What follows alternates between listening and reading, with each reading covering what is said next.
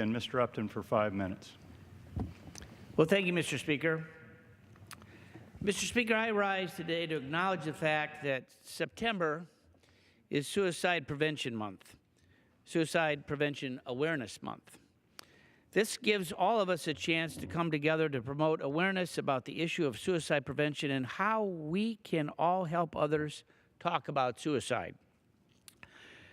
For many families and communities across the country, loved ones are gone far too soon because of suicide. Suicidal thoughts and actions certainly know no bounds. They affect people of all ages, race, sexes, religions. The statistics are startling. Suicide has become the third leading cause of death among young people and is the 10th leading cause of death here in the U.S.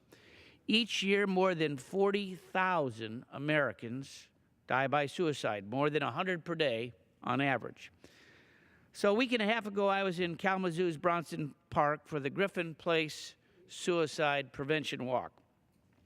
A beautiful young woman by the name of Kate stood before a crowd of more than 100, and she read a stirring poem, which I'm going to insert into the record, that she had written about being bullied, and as a result, how she harbored thoughts about suicide.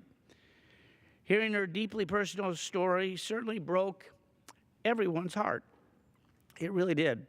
And as a father of two young kids, two young adults, my thoughts quickly turned to them and their school experience. Bullying is a very serious problem in our schools and can lead to depression, psychological issues, and, of course, suicide. When she finished, I followed up with her and told her that she's not alone. Anyone considering suicide or having suicidal thoughts should know the same. You're not alone. And there's always help and options available. In our communities, we got to do more to stop bullying the minute that it rears its ugly head.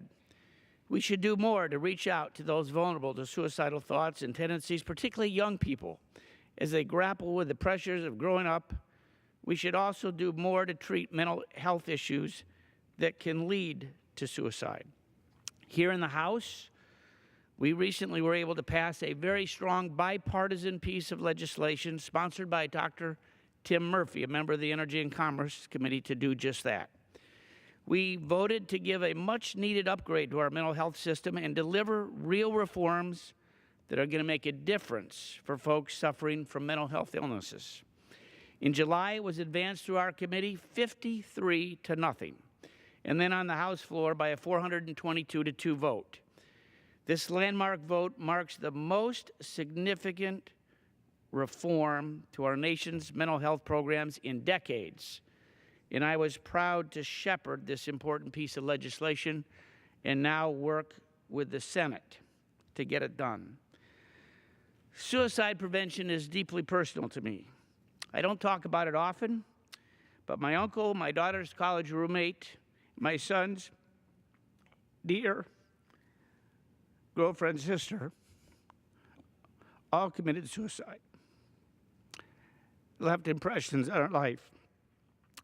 Suicide is not an issue that can linger in the shadows. We got to confront it and the underlying issues behind it together. At this point, Mr. Speaker, I would like to insert Kate's message of hope, inspiration in the congressional record, and it can be found certainly on our website, upton.house.gov. With that, Mr. Speaker, I yield back.